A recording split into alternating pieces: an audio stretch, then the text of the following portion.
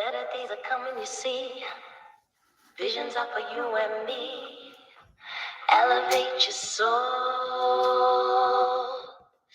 Come with me.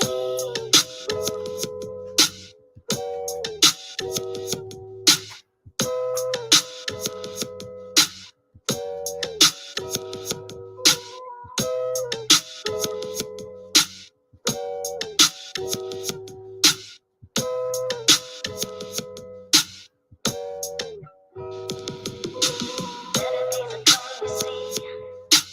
Visions are for you and me. Elevate your soul. Good evening, everyone. By now, you're familiar with how we do these, and I just want to tell you that that was an amazing song that I was just introduced to by Crystal Ruiz, which is Soul Purpose by Nightmares on Wax. Definitely go look that up. I'm glad to add that to my playlist.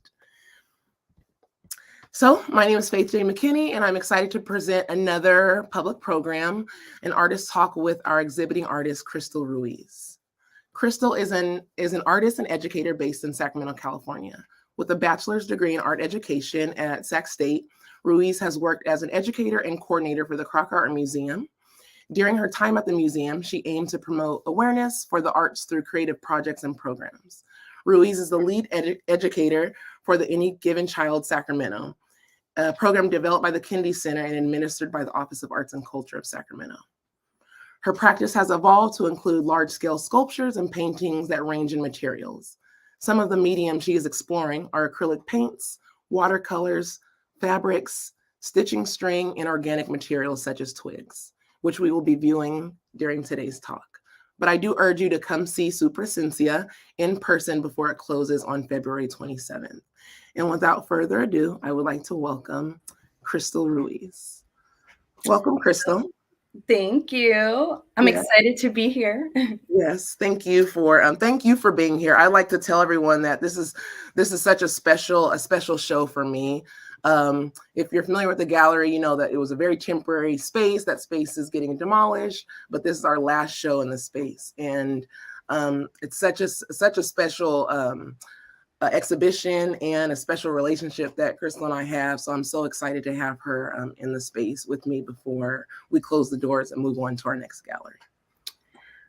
So I would love to jump right in. I feel like we have, there's lots of images of all the artist talks. I'm really excited because there's lots of images for everyone to see. But I would love to start with some of your influences. And there's about 3 artists that we have included. I know you have many of influences, but I would really like to talk about some of these artists today. So first is Cristina Trufa. Can you tell us a bit about her work and the influences that she's had on you in your practice? Yes, in the past, I would say maybe 3 years, I've been following her work, and I don't know, I find her to be such an excellent and such a profound artist that a lot of the work that I do, I really resonate with just giving the viewers a small glimpse, of a figure. It doesn't have to be entirely the whole thing. It can just be a small, amount of detail, but yet you understand that it's a hand or that it's a shoulder or a cheek. And her work specifically influenced that because she's a, surrealist as well. She also says she's a symbolic artist, a painter. But what she does is she really dives deep into this spiritual as well as emotional kind of state. And she allows herself to be vulnerable and to feel everything that she's feeling internally. And I think just her overall imagery in the work is beautiful and so profound that till this day, I always go back to her and just like take a deep breath and look at it and say, wow, this is beautiful work. And I think I also relate to her because a lot of her titles in the work is in Spanish. So if you were to go and view some of the work she has, she, definitely doesn't translate. She leaves it just as is. So it gives the viewer an opportunity to be curious and say, oh, well, what does that mean? And go and research. So I wanted to allow myself to also say, okay, I want to do this in that first language that I know, which is Spanish. I grew up in a household where I don't think English was ever spoken until I started going to school. So I really wanted to grasp onto that, for sure, for this show, is going back to what I know. And that is, allowing myself to go back and just speak Spanish or think of things in Spanish. And so I'm really glad that I went back to looking at her work and just reading into her, because it really did allow me to say, okay, this is what I want for myself as well. I want to be able to create work in a different state, be very intentional and personal. And so a lot of the work we're going to be seeing today is very, very personal. Mm-hmm. Yeah, I'll say I love that. So this is the 5th show. None of the shows have had labels. And, normally I'll do a checklist and people have to come talk to me. But when you said you want to do labels, I love that, especially in the translation. And that Spanish is first. I feel like normally when it's secondary, right? And Yeah. you elevate and said, hey, no, this is actually my native language. I'm going to put this first, and everyone else can translate into English. Yes. And that was really special. And I think that's why, I was really excited about putting labels up. And I think, and also because the titles were so important to the work. Yeah. I think the titles inform a lot of how we view and how we interact with the work. Yes. So I want to actually jump in and show a piece of yours that I feel like, when we just looked at Christina Trufa's work, and I would love to show 2 images that you have in the gallery now. Can you talk to us about Inocencia? Yes, of course.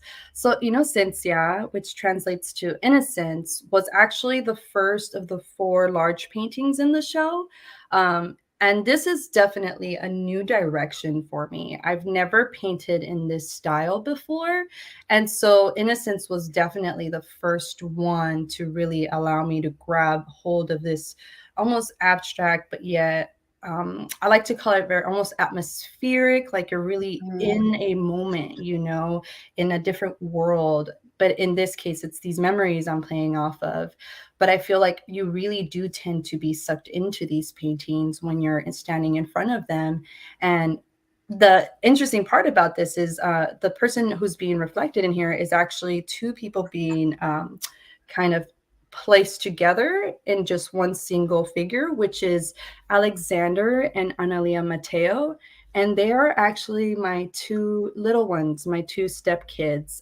And I think I wanted to do a piece that reflected them, because a lot of the memories I have are of my childhood. And that really during this last year, I really gravitated towards that, because I was in isolation for so long with, Alexander and Analia, and they were at my, in our home for many days in a row. And it was a really great experience to allow myself to go back into that inner child, that inner state, and learn from them, and learn that it's okay to be just funny and goofy and just excited about little things. And even during this time, it was such a, the pandemic brought so much struggles. They really kept me whole, because just that if you ever meet them, they're just very filled with joy, and like they just want to be around you and share as much as they can. And they allowed me to think creatively during this time. And so I wanted to create a piece that really just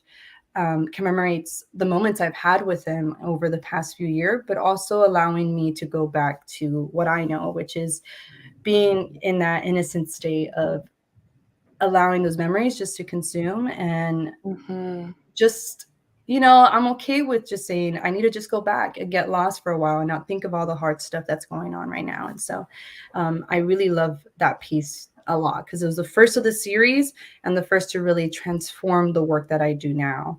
Because I never used to paint backgrounds the way that I do. It was very like the canvas was visible. You can see the white or the black canvas I was using. And now I'm actually exploring with these very bold, rich earth tone colors.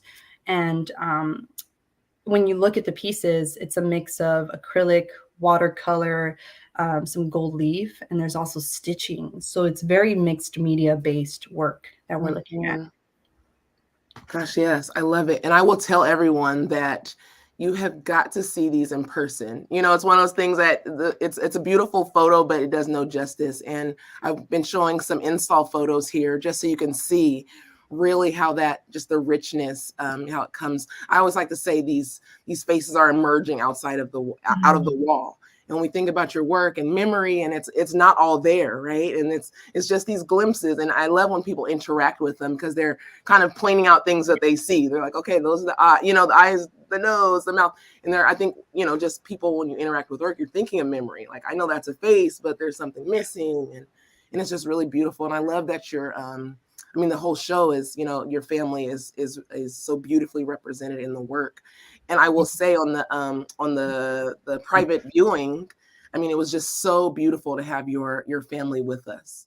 And they, they showed up, and they're beautiful, and they were so supportive. And I really, for me, because I seen the work and I seen them in the photos that we'll see, and having them in the space was really, really special. And Yes. I would love to just talk about some of these images that are also, these are all install shots with a beautiful wall of just some of your family photos. Can you talk about how this work and how these photos in particular show up in this exhibition? Yes, definitely. So I definitely for the show wanted to have moments where you can just pause and reflect, but also put yourself in the state that I was when I was looking at these pieces, particularly the photographs, the writing. I really wanted them to be, like I said, just a moment for you to look at, reflect, and think about it. And I'm not a poet. I always say this, I'm not the best writer, but usually what I do prior to just creating or doing anything, I tend to do a little bit of writing in a sketchbook. Sometimes it's just directly on the canvas. And it's just a moment of allowing myself to just get lost in whatever that memory or whatever it is that I'm thinking about. So for example, with Innocencia, I wanted to write specifically what I saw in both Annalie and Alexander, and I wrote down in a piece of paper what I was first thinking about them. And so then it became this kind of very long piece at first, but I was like, no, I want it to be very simple and how I feel. And so I would kind of just take the main things that I wanted for the piece and rewrote what I wanted to share with all of you. And these photographs we're seeing here on the screen right now, I'm going to kind of describe them. We have Alexander and Analia at the very top left corner. They're the ones kind of like almost away from the photograph, like they're not even looking directly at us.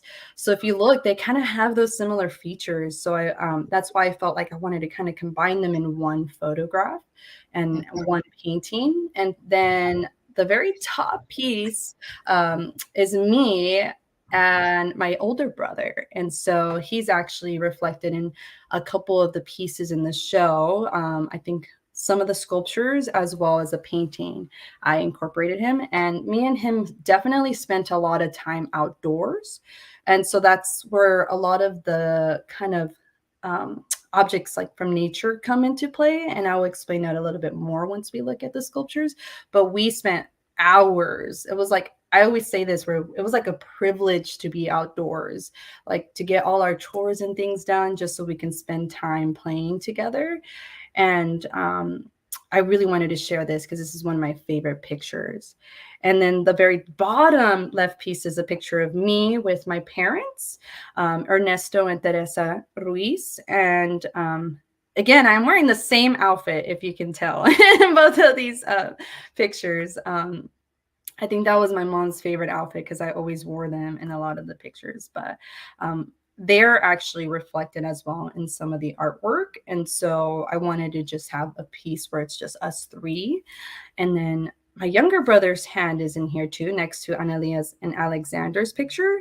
And so he posed specifically for me because I told him I wanted to incorporate him in the work as well.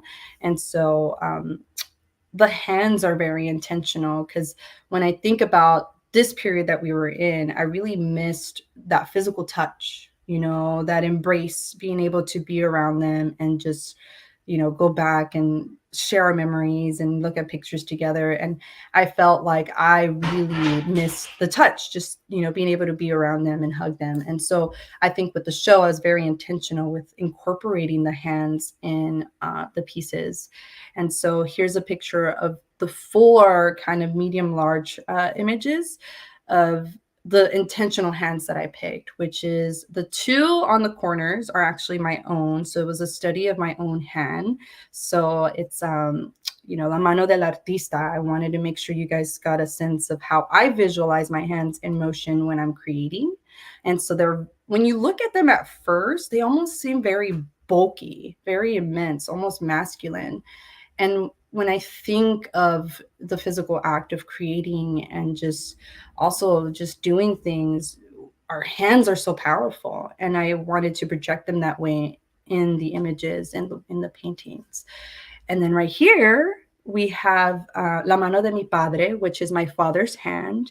And so my favorite part of the show, and we've had this conversation, Faith, is when people come in and they like put their hands out and they're like trying to figure out what is going on. And they're just like, what? How is this, happening? Like, I don't think that's really how our hands pose, but I always think of it caught in a moment, right? Caught in that memory. And so I think with my dad's in particular, I just think of all the vivid memories of being outdoors too, because he was always that person who would do that labor outside, cleaning the yard or playing with us. And there's that little tiny pinky that's kind of out. And I also was thinking of just, as human beings, we're not perfect. My dad had a lot of imperfections. And till this day, there's just a lot that I'm learning and seeing from him. And that also puts me in a state where it's like, well, we're just human, we experience these things and he's still learning. And through him and his learnings, I keep growing as a person. And so I really wanted to showcase, because when I think of my father, I think of his very masculine and his touch. He's a very big, emotional person. And the way he expresses it is through touch. Mm-hmm. Yeah, thinking about like what you said, seeing people and they put their hands up. I don't think even me, like we spend a lot of time looking at our hands and how important our hands are. And just talking with you through this exhibition and even the work and the materiality, like you're using your hands a lot. Yes. And it just made me think of, oh my gosh, like, I've done a million things today with my hands, and this really stopped and made me reflect. And even that reflection through, and like you said, that, the pinky, and someone's like, oh, is the pinky broken? Yeah. Like, it makes you look at your hands and see those imperfections and kind of spend the time studying them. Yeah. Yeah. And just thinking about materials and kind of in that moving, I would love to talk about some of the sculptures. But before I do that, I'd like to talk about another influence, which is the amazing Ruth Asawa, and as we look at your sculptures. But I'd love to talk about her influence on you. Yeah, of course. So in 2016, I think I took my first ever trip to a huge museum, and that was SF MoMA. That was like my big, trip. And I've always learned about Ruth Asawa, but I never got to see her pieces until I think it was 2016. And I was like blown away once I was in front of it, because I loved her work. I thought it was just very beautiful. But it's not until you're in person and you get to experience them when you're like, oh my gosh, I feel it. I feel what they're trying to share with us. And that was my first experience with that photograph, was me standing in front of it and just being like, I love it. I love, how she's able to work with this material and yet make it feel so almost like graceful and delicate when you see it. But my biggest takeaway from her work was the use of the shadow. The use of the shadow is, I can spend hours also look at the shadow and just get lost in it, because that itself is present. And so that really for years has resonated with me, where I want the sculptures that I create also to incorporate some kind of shadow work. So you can see in these photographs, they are also reflected on the walls. And then that goes with the title a lot itself, which is Su Presencia, your presence, the presence of a shadow. Sometimes we forget that those are there, and they're also part of those objects, or even our own shadows. They're present, but yet we don't take the moment to really recognize them. They're a part of you. And so a lot of the sculptures that I make, I want to make sure they're, in a sense, doing their thing. They're very organic, but then when I'm putting them on walls or hanging them, I want to see that the shadows also play off of what the sculptures are doing. So I love her work for many years, I've been just like researching her and really seeing the work. And when I used to work at the Crocker Art Museum, we had a piece in the gallery, and it was like the most exciting thing for me. As soon as I heard, was this, oh, well, we have one in, in the galleries, I ran down to see it, and it was like, yes, it's the shadows for me, Yes, yeah. It's, I don't know, it's just a different experience when you're in front of them. And so I think that's why with the works that I do with the sculptures, I want the shadows to be very intentional when you see them. With the twigs and stuff, like, it goes a lot with that idea of being outdoors all the time, that memory. Where I grew up, it's very agricultural. I was born in Fresno, but we moved to a small town a little bit further east towards the mountains, kind of near the Sequoias. It's a town called Porterville. And when you go down there, it's just beautiful. There's a lot of agriculture out there, and part of it is actually all the grapevines. So you can see them twisting and doing their own thing. And they're present. People just pass by them and don't even acknowledge the beauty of them. And I wanted to take something that's very not thought of and create something out of it. And so a lot of the pieces you see, they're very spherical. And they have a lot of moments when you really pay attention that they're just so really beautiful. And I don't like to force them. Sometimes I allow them to lead me. And so I put myself in a state, I think of a memory as I'm creating them, and I allow that memory as well as the twigs to do their own thing. And then that's what creates the forms. And so it's a really interesting and very spiritual experience when I'm creating those. Yes, and I just thinking about memory and really the twigs and also the glass that shows up intertwined in the work. And it makes me think of memory, right? Those objects used to be something else. Yeah. And they were, there's fragments. There now fragments of pieces, and I love that, how your work comes back to that, and it's this memory of something else, and it's this very I would love to actually show, which are also similar to the pieces that we were just looking at, but these are, really, really personal, right? Each piece is really personal. So these are install shots. Again, I want to tell everyone, you've got to come to the gallery, and see these in person and actually stand in the middle of them. I think you did an amazing job at activating the space with, a natural element that people love to just, stand up on that platform and kind of 360 look. But can you talk about, we think about memory, we think of outside. Could you talk about the pieces that we're looking at on the screen now? Yes, of course. And yes, please do. I always feel like when you see something that's odd in a space, people tend not to want to really stand or activate that space. I wanted people to actually experience them. So it might feel a bit odd. People ask too, can I stand on here? This is what, for everyone that has not been to the gallery yet, this is what we're speaking of. This is another install shot.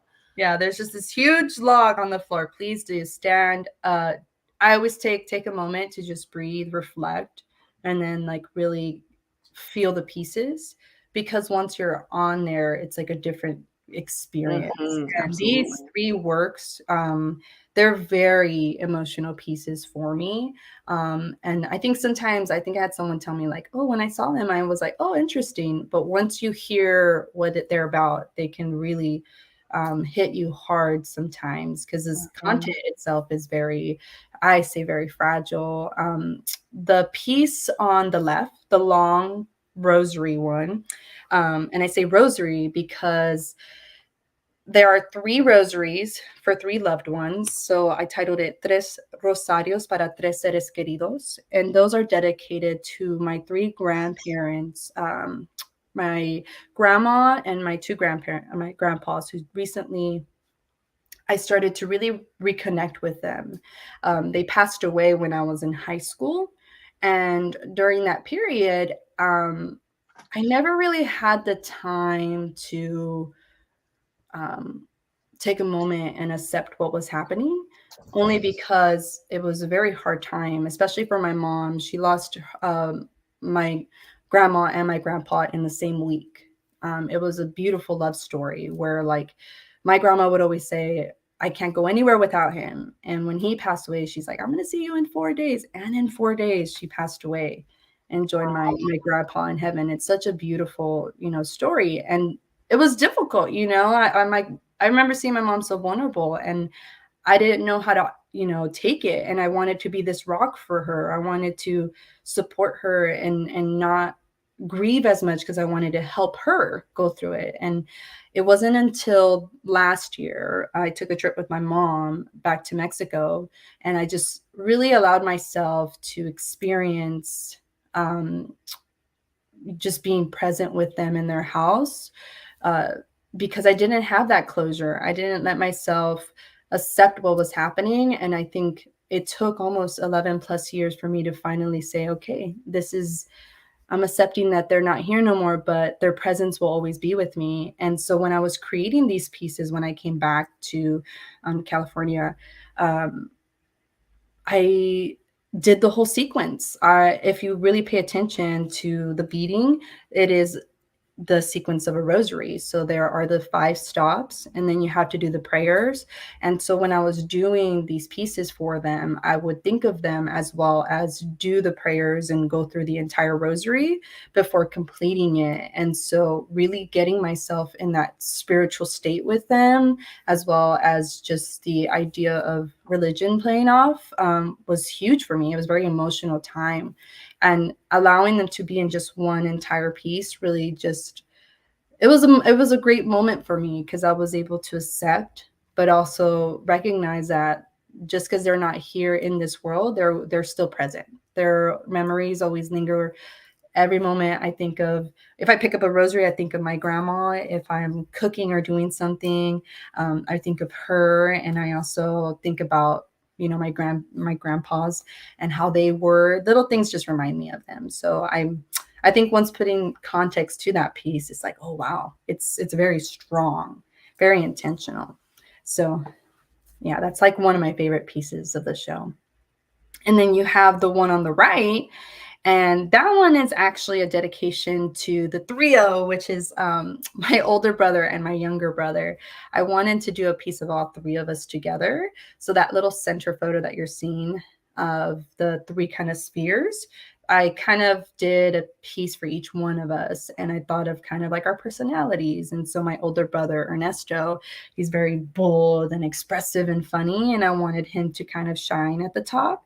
And so he's much, when you go see it in person, he's a little bit bigger in that entire piece. And then there's me, who's the middle child, and I incorporated very simple moments in there of glass, again, for just like the idea of like those fragile memories I have of just us growing up together. And mine is kind of, if you look at it, I don't want to say it's very artistic and this and that, because it's, when you look at it, it's very simple, but yet there's a lot of fine moments in the way it twists, and just, it's very expressive.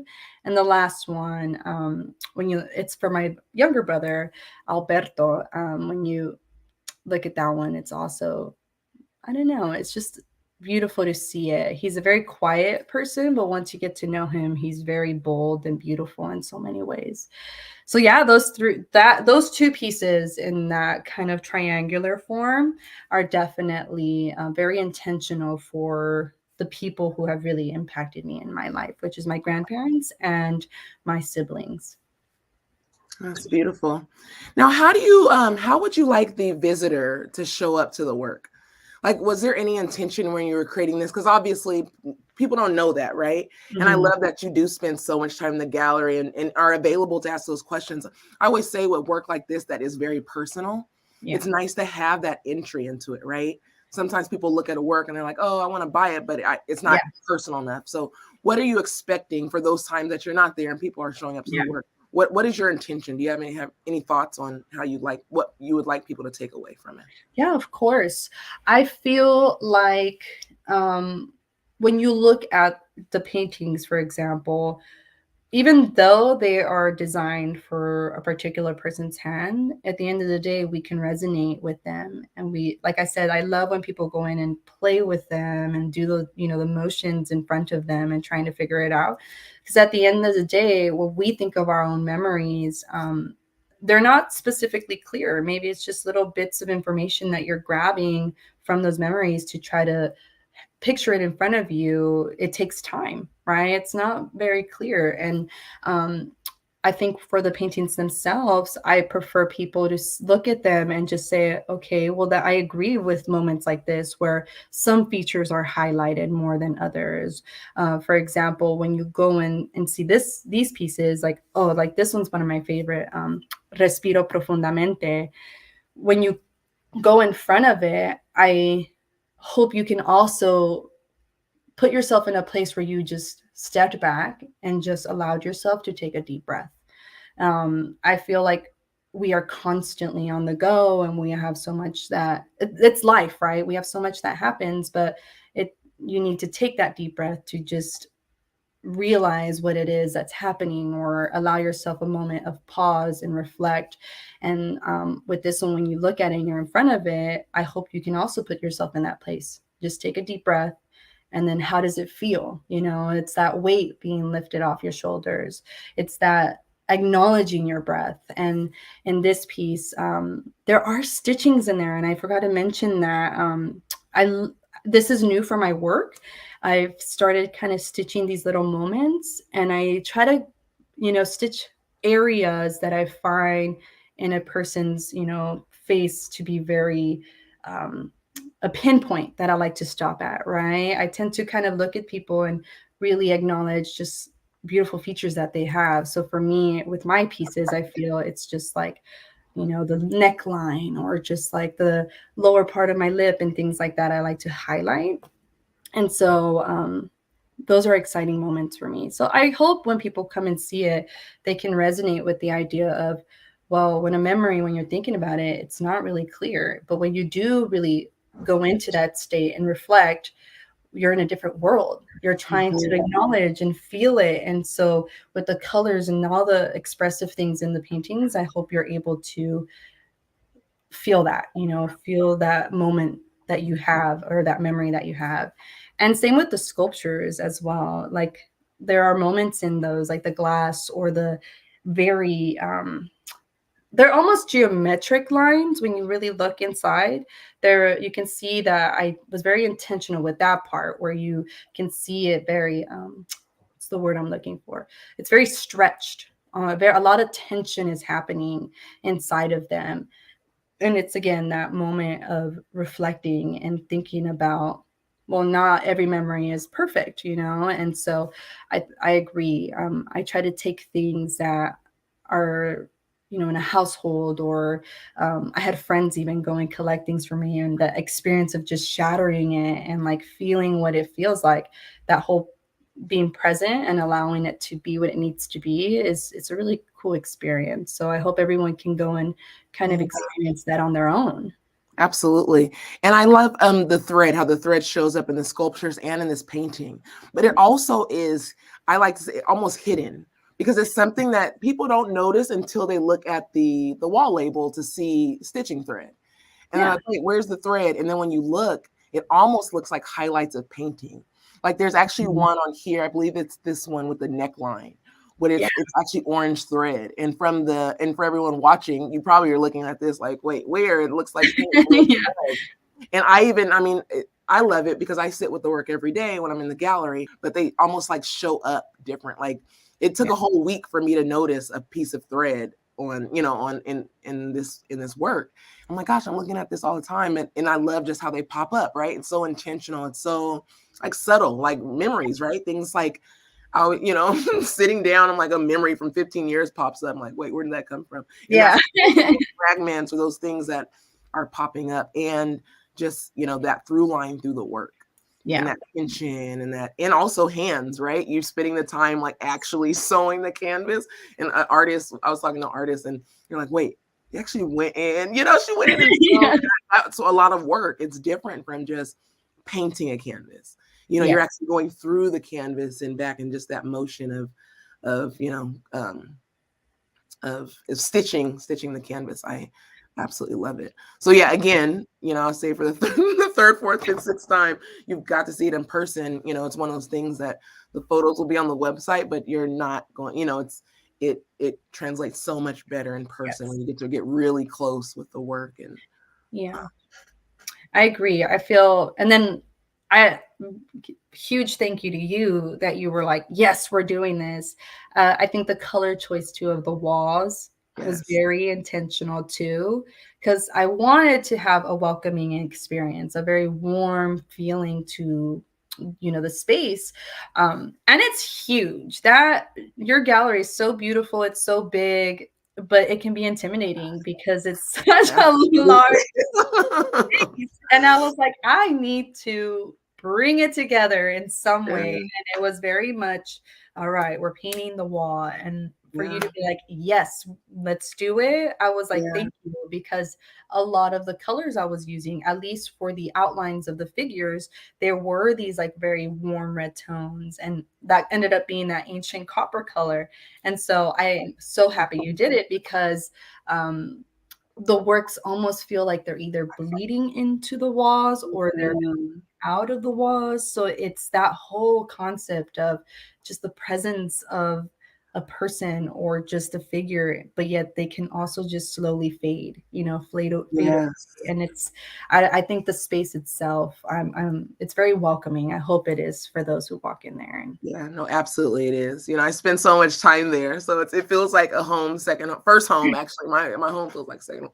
But so it's and I will say, anyone that's been to the other 4 shows, they're white walls, right? And I started with white walls like a normal gallery does, but I always ask artists like, do you want to change a wall? And everyone says no. And then when you said, ancient copper, I said yes. Like let's like it's because it changes the entire space. yeah, yeah, It's this warm color. It's just something that naturally is going to, warms you up. And yeah. also the use of space. So if anyone's, come to the gallery normally, like there's a corner right in front of the desk that's never Mhm. used. It's just, it's hard once you go through. I tell everyone 4,000 square feet is a lot to fill in a Yeah. solo show. So, and you said, let's go. And I know. you work and you filled it, and it doesn't feel like you just threw stuff together. It feels like Mhm. very intentional in how you created this space and how you place things. And I think when we talk about shadows, that was the most exciting part of our experience Yes, installing was as soon as the shadows come. And I'm like, agree. like it changed the work. And I love it because, obviously as a curator, like, you want to make sure that things are really cohesive. And we have 3 showings in the gallery right now. Mhm. And there's some cohesion to them, like with Dan Tran's work, the shadows, and then the shadows in your work, and Yeah, even the breath. When I think of that, that moment when you said taking the breath and thinking of Summer Ventus' work, and Heavier Than Air, like there's this just beautiful energy right now in the yeah, gallery. And so grateful for you bringing that space. And, that happens when you bring your family in, so you yeah, literally brought your family in and are sharing them with us. And yeah. that's something I don't normally see artists do because it's very personal, Mhm. to share personal photos or stories or memories. That's something that you're giving to us. So Yeah, thank you, as a curator and as someone that, as a collector, that's very special to me. yeah, That someone is giving you something other than just like, you did something in your studio. You're actually giving us a yeah. piece of you, really. Mhm. No, thank you, and I appreciate that trust too, and, um, I think any upcoming shows or things that I do, you guys will always see my family. They're like my number one, like, Yeah, yeah, support group, and I'm pretty sure some of them are on here today just yeah. watching, but it's I agree, it can be very scary sometimes to share that because that is you, like, you want to, like, protect and, like, only you know what that feels or, like, I feel like at some point, no matter who's in that space can maybe relate a little bit and say, "Oh, I kind of connect to that," or "I relate to, this kind of, concept of, just maybe like the hands together." There's a painting of my older brother and my sister-in-law's hand kind of embracing their son's hand, Mhm. and I feel like, anybody who might have their own little family can connect to that idea of like being protective, but yet you want to also allow your child to grow and learn on their own. So Yeah. there's a lot of, points in the space that I hope you can relate in any way. Even though it's, like you said, and my family is the one being represented, I hope that you can relate in your own way, yeah, to the Yeah, work. yeah. It was so beautiful. And thinking about your family, like creating my own memories with your family. Yes. Right. And thinking about hands, and I'll share with everyone that me and Ellie, we had a slide game, and I haven't played that since like, in elementary school, and that was so much fun. And if she's watching, we got up to 10. So we have we're just going. But thinking about those memories and creating new memories, I think that's really special in a space like this. Is looking back, but also this space is not going to be here for long. And what kind of memories were created that can then exist beyond. Yeah. So thinking of memories and looking back, I would love to share some of your early work. Yes. And I will tell everyone that's actually, we'll see one of the pieces that I first seen. And I was like, Crystal, I need this. I had Crystal like looking in her studio for that work. I needed it. So I resonate so much with it. I love it. So and it also feels, when looking at the images, it feels different, but it also feels very similar in some of the work. So I'm gonna start with Without Understanding. Can you tell us a little bit of what we're looking at here? Yes. So Without Understanding was my first ever solo exhibition in 2017. And this was my senior year. Yeah, my senior year in college. It was the first time I ever been in an intense moment, I would say, because my goodness, leading up to this day, I didn't have the resources that I normally had. And to have all these ideas in my head and just want to create, I had to do it within like a very short time frame. But it came out and was so impactful for me, at least, because my vision of what I wanted it to be really just bloomed in the space. And so Without Understanding was actually all about my identity, like who I was at the moment.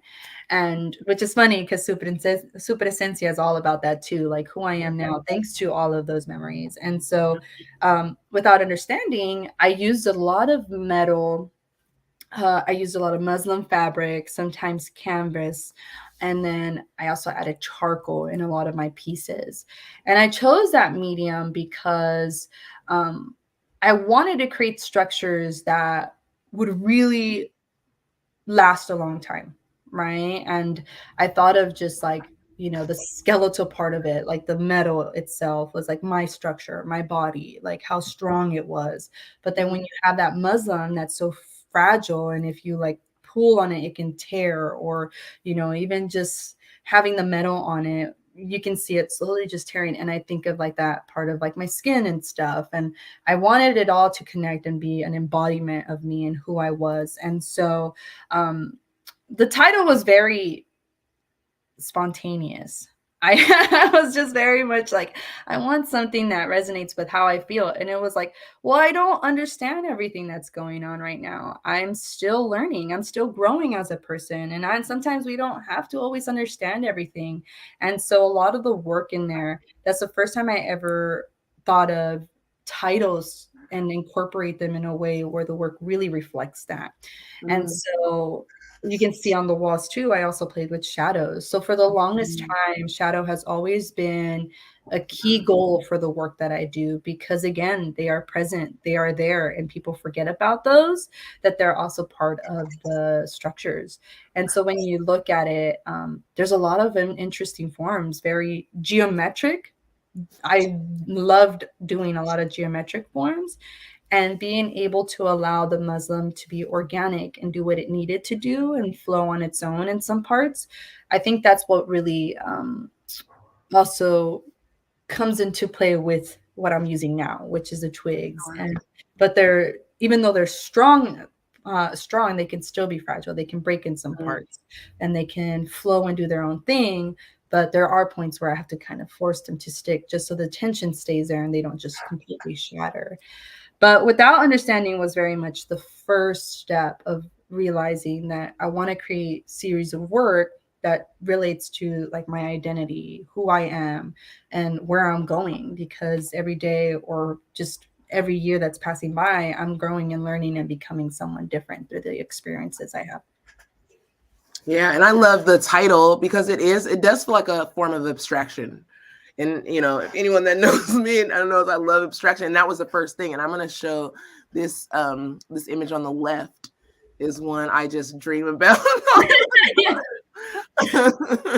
That's like one of my favorites too. And I think I yeah. told you that I'm pretty sure I left it in the art lab and never picked it up. And I was always like trying to figure out where it was. And I'm like, and that's like my favorite piece. And everyone asked me about it. And I'm like, I don't know, but it exists somewhere. Yeah. And how large is it? I think just for scale, just to tell people they're large. Right? They are large. Yeah. They're like these. You can kind of see in the photo, it's taking up half, it's at the middle of the half of the wall mark. They're huge. Like I think some they can be from 7 feet all the way to 12. I think that big one that's hanging was almost like 15 wow. feet. It was big. It was really huge. Yeah. I actually have one of the structures on top of me. Let me see if you guys can see it.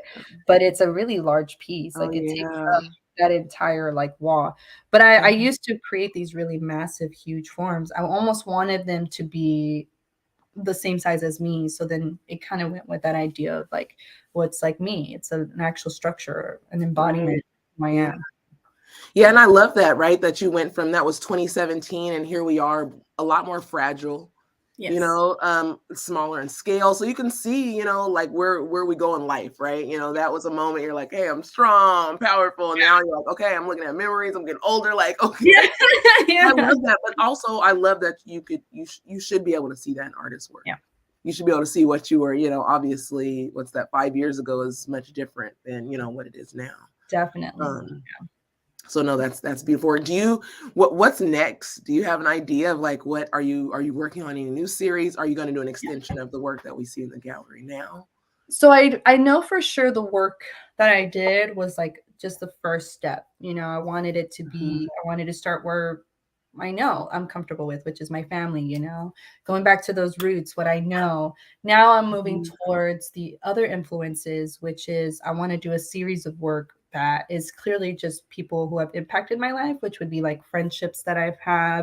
It might also be colleagues or just people who really have helped shape the person I am now. And I want to do a series of just friends, close friends. And then I also want to do a series of strangers. There's been so many people I've been meeting. I'm also an educator. So like my students that I work with really are shaping me in so many ways, to be very patient, to be understanding, to be sometimes vulnerable because they need more during this time than any, I would say adult struggles with the daily stuff, like working and all those, financial things. But the children right now are definitely asking for that attention because they're going through a huge change right now. And so I wanted to do a series specifically that touches on the students that I've been working with. And so I feel there's going to be a lot of exciting new things happening in the next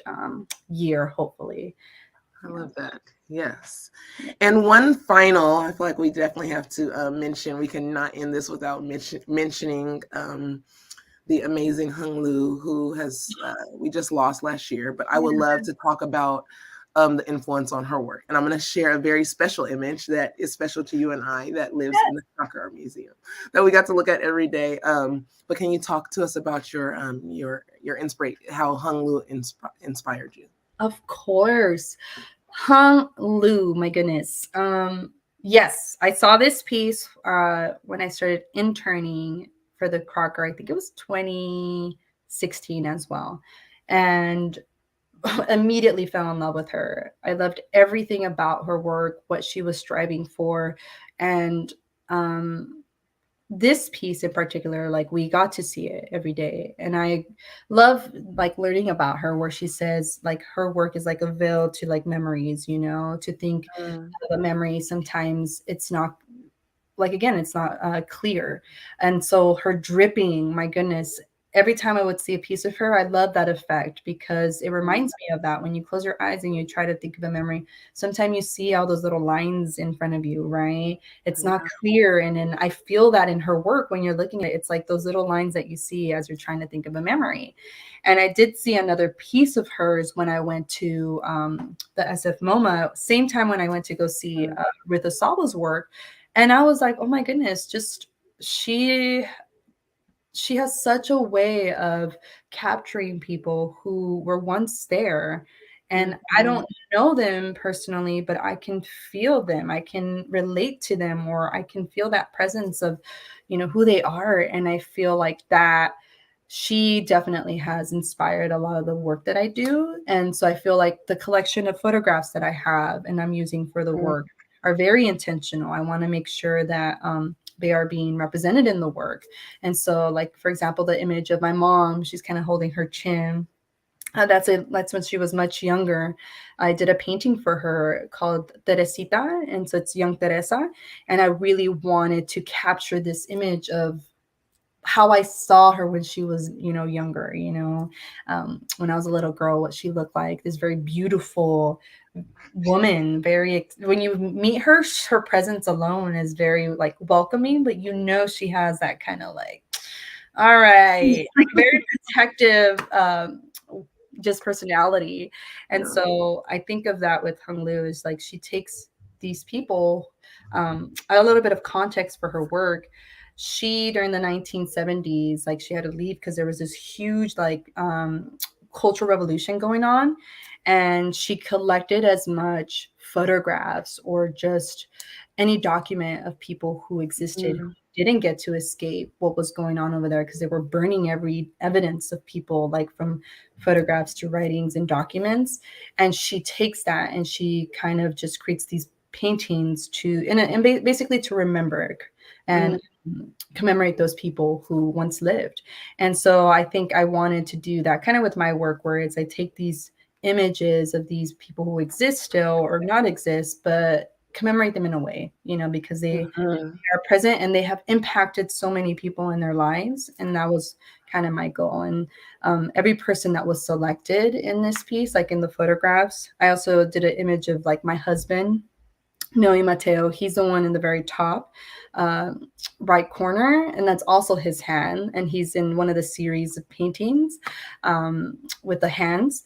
I wanted to also express who he is for me. And so, like, just his presence alone, it's very strong. And when you meet him at first, it's very like intimidating almost because he's a very serious man. But once you get to know him, I don't know, it's a show. He's exciting. Like he's Yeah. very out there, and sometimes you can't stop him because he's very expressive and he has so much to share. And I just think about that for her work is you can look at an image, and even the ones that are staring directly at you, it's like I feel like I know you, but oh my gosh, like I don't know, from somewhere. Just her work alone it's very beautiful and impactful. So huge influence. Well, that's beautiful. I thank you so much just for sharing, sharing your family and sharing your process and sharing this exhibition with us. Before we wrap up, I want to ask if anyone that's watching put questions in the chat if you have any questions. But just speaking on a bit of as an educator, and because I worked with you, I don't know if I said that. I don't know if people know. I worked at Crocker. Me and Crystal were colleagues at the Crocker Art Museum. And when I think of the pandemic in early 2020, and like all the museums, like, what do we do? And you as an art, like, you you have hats, right? You have artist, educator. I mean, when I say as an educator, you were able to really turn this virtual program for the museum into something where kids still got a really quality art education. And I think that's so important. And that's something that I just admire so much about you as an educator, and also as an artist. But that was something you did. You were like, nope, I got to make sure that Yeah. these kids get art. And a lot Mhm. of, museums and even schools, weren't providing that. So I think that was the first, my first moment. I was like, oh yeah, she's she's a real one. Because I mean, you really held, art, that institution, like, we're following Crystal's lead with arts education. So what is your feature? I mean, again, I say it's like two hats. You have to. Yeah. Was it? Is it? What? How do you feel as an educator with this body of work? Like, how does it inform how you educate? In every day, you're working with kids and you're training educators. What does Mhm. that look like for you? How does this work show up there? Yeah, it's a huge, transition. Like I've been educating for so long, and like finally to just say, okay, I need to do this. It's been like in the back of my to-do list for so long. I wanted to create and just go for it. And it was like, what? I don't even know how to explain it because I spend so much time sharing with the kids what it's like to Mhm. experience and to find your art form and to appreciate it. Because like you said, the arts, it's not enough right now. Not every school has it, and it's very much needed. I feel students can express themselves in so many ways, and once they find the style they like, if it's painting, drawing, sculpting, it's like a door opens for them and the world is different, and you get to feel and see what it is they want to express through the work that they do. And that was like how I felt, was when I was doing the work. I was like, yes, this is what I want people to see. I want people to feel. I want people to relate in this way. And now I was able to say, oh, this is what it feels like when a kid is like, I love painting. I'm going Yeah. to paint like this every day and I want to do landscapes. And I was able to, like, again, I said it's okay to be that child. That inner child comes out sometimes in me, and I feel with them I'm able to actually say, hey, look at the work that I'm creating, and this is why I'm doing it. Because I don't know. I think art education is needed in every school. You see students' personalities really shine in the work that they're creating, and sometimes it's a safer space for them. They might not be able to express verbally how they're feeling, but the work says it all, and Yeah. that allows me as an educator to be like, okay, this is what I need to work on, or like these are things that I need to notice. And I'm very grateful for how I was able to kind of take what I learned in the institution and I kind of develop and now do it on my own as a teaching artist, Mhm. because that's my passion. I love teaching and educating others about the arts, because I think the more people talk about it and advocate for it, the better. I think the more schools, more community places are going to start really picking it up and incorporating it in what they do. And Absolutely. so yeah, I feel, and I agree with you. I think the pandemic was a point where I was like, no, the arts is not enough right now, and we're Mhm. about to shut down. This is not, Yeah. no. And even though it was the most stressful and you got to experience that, a lot of the people who were around me had to experience the stress I was in. I didn't want to give up because I knew there was a kid out there who needed it more than I did. And if I was the only one who can provide that at the moment, I was going to do it. And so Mhm. look at where we're at now. Like, Yeah. Yeah. if it wasn't for that push, schools wouldn't be doing the virtual stuff that they're doing or Right. asking artists to come in still. And so it was a huge leap, and I'm very grateful for it. Yeah. Yes. And we have a comment from Yeah. our good friend Maria, who also, I love this conversation because um, Maria and Lorena and Crystal and I were a team and support and sisters through the pandemic and working at our arts institution. So I'm happy to see Maria is here joined with us. Woo-hoo. So, Crystal, if you had to pick a soundtrack or music artist songs to listen to that complement your show, what would they be? Oh, I love this because we've been listening to a lot of music in I like LA. know. Or what kind of music do you listen to when you work? Maria, let me just send you my playlist because it's a mix of, I don't even know what. Like, I don't think I normally stick to one thing. I have like a shuffle playlist, but it's a lot of like lo-fi hip hop. I also listen to a lot of oldies in Spanish and English. Maria, you probably know a lot of these people. Like, um, I like sometimes playing like Vicente Fernandez or Rocio. What is it? Durcal, I think she has these beautiful songs. There are a lot of, I think, music that I would listen to when my mom was cleaning or cooking. So like being able to played out during this time when I was creating was really nice because it like brought me back to when I was younger and just being dancing with her to the oldies. But then I also listened to a lot of like indie pop and folk. One of my favorite groups to listen to, their name is Palace. They recently have a new soundtrack that I was like, wow, this is great to listen to because they are putting themselves in that vulnerable state of what the pandemic felt like for them and then what they held on to, which goes with the whole memories things for me, where it's like what really kept them together during that time. But I have a lot. So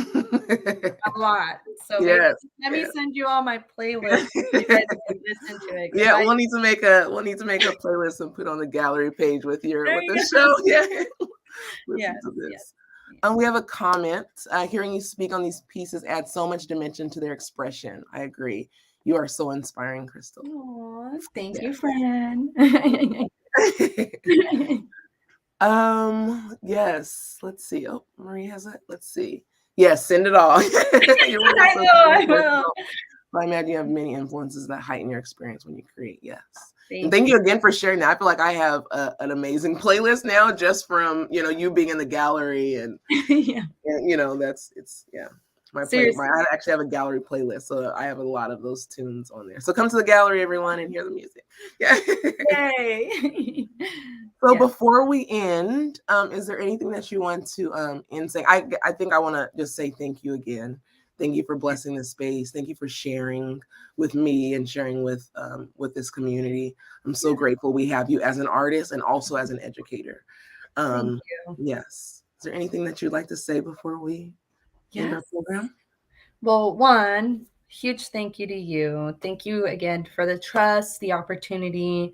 I'm very happy I was able to share at least this new body of work with everyone, but in your space, because, like you said, we've been friends for a long time. We've gone through a lot of things, but seeing also everything you've done and you've accomplished is also an inspiration for me. So I'm truly grateful for all that you do and you continue to do, advocating all our artists here. So thank you to you.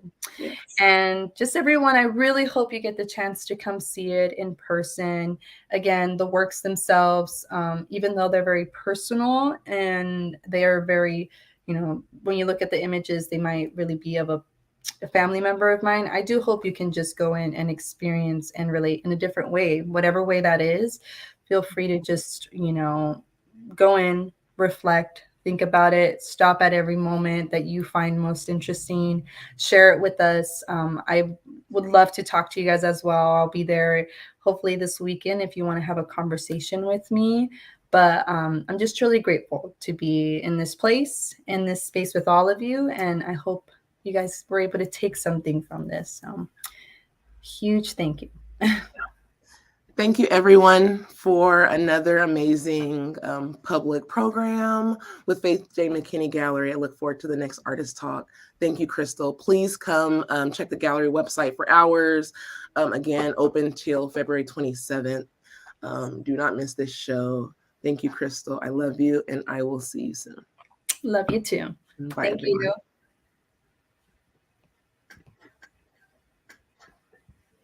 Better days are coming, you see. Visions are for you and me. Elevate your soul.